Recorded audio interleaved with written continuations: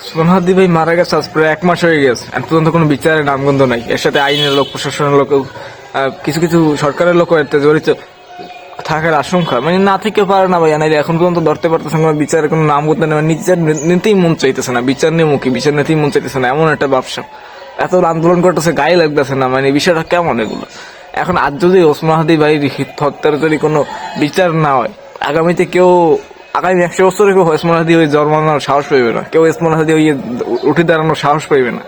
কিভাবে সাহস পাইবে যেখানে একজন ওসমান হাদি ভাইয়ের মতো দেশপ্রেমিক একজন লোক যে এরকম ওপেনে মারি দিয়েছে কিলার গুলি করে মাথায়, তাইলে এর যদি বিচার না হয় তাহলে কিভাবে একজন ওসমান হাদি হওয়ার সাহস পাইবে এই বাংলাদেশে?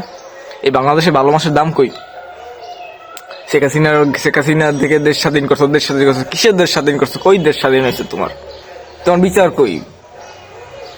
দ্রুত বিচারের ব্যবস্থা করার জন্য আহ্বান করতেছি, দ্রুত বিচার করেন অনুগ্রহ করে, না হলে দেশের আপনার যে 24 যে গণঅভ্যুত্থানের যে আপনার অংশটা, যে আপনার এই যে সাফল্যটা, এই সাফল্যটা কিছুই নেই, এটা কিছুই নেই, এটা মানে কোনো মূল্য নাই, মূল্যহীন এটা।